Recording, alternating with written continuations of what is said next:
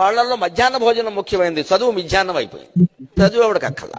భోజనంలో గుడ్డెట్టారా, గడిది గుడ్డెట్టారా, అన్నం తినేవాడు కోడిగుడు పెట్టడం ఏంటంటే బుద్ధి ఉందా లేదా? చూశారు కదండి మన గురువుగారు నరసింహారావు, గరికపాటి నరసింహారావు గారు మాట్లాడిన విధానం. ఆయన సహస్రావధాని, మంచి పండితుడు.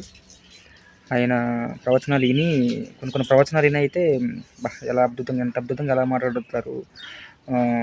ఎంతో ఆధ్యాత్మికకరంగా ఎంతో శక్తి ఉంటుంది తప్ప ఈ రకంగా ఒక వ్యక్తి మాట్లాడగలడు అని చెప్పి చాలా విషయాలు నేను ఇన్స్పైర్ అయ్యాను.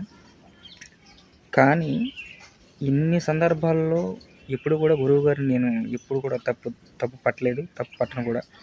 ఎందుకంటే బికాజ్ ఐఎమ్ హిందూ, ఎక్కువ ఆధ్యాత్మికంగా ఉంటాను కాబట్టి నేను గురువుగారిని విమర్శించే స్థాయి కానీ అర్హత కానీ నాకు లేదు.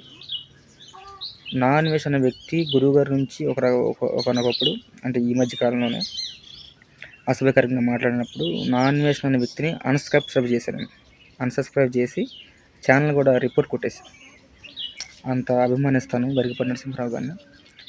కానీ ఆయన పేద పిల్లల విషయంలో మాట్లాడే విధానం, పేద పిల్లల మధ్యాహ్నం భోజనం ఎందుకు పెట్టాలి, వాళ్ళకి ఉచితంగా బట్టలు ఎందుకు ఇవ్వాలి, పుస్తకాలు ఎందుకు ఇవ్వాలి, అయ్యా వాళ్ళు తెచ్చుకోలేరా అనేది మాత్రం 100% నాకు నచ్చలేదు.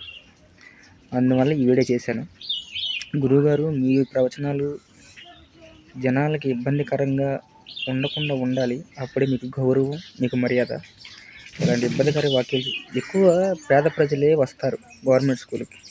మధ్యాహ్నం భోజనం మేము చిన్నప్పుడు మధ్యాహ్నం భోజనానికి వదిలినప్పుడు మా ఇంటికి వస్తే పొద్దున్నే వండిన భోజనం మధ్యాహ్నానికి చీమలు పట్టేసి, ఆ చీమలు పట్టిన భోజనం మేము తినకుండానే మేము స్కూల్కి వెళ్ళిపోవడం వస్తున్నాం ఆ రోజున. కానీ అప్పటికప్పుడే ఫ్రెష్గా వండి ప్రభుత్వాలు పేద పిల్లలకి భోజనాలు కానీ, గుడ్లు కానీ, వాళ్ళకి ఎలాంటి ప్రోటీన్ లోపం లేకుండా వాళ్ళ ఎదుగుదలకు కానీ అన్నిటికీ మంచి ఆహారం అనేది వాళ్ళు చేకూర్చి ఎంతో ఖర్చు పెట్టి ఈ పథకాన్ని ప్రభుత్వాలు చేస్తున్నాయి. పద్మశ్రీ అవార్డు గ్రహీత మీరు. అలాంటి వాళ్ళు మీరు మాట్లాడే విధానం ఒక్కోసారి తేడా, శృతి తప్పుతుంది. దానివల్ల మీకు ఇబ్బంది, మిమ్మల్ని గౌరవించే మాకు ఇబ్బంది. దయచేసి మీరు వాటిని కరెక్ట్ చేసుకొని మాట్లాడాలని, పేద ప్రజల గురించి కూడా మీరు మాట్లాడాలని, పేద పిల్లలను కూడా అర్థం చేసుకోవాలని కోరుకుంటున్నాను.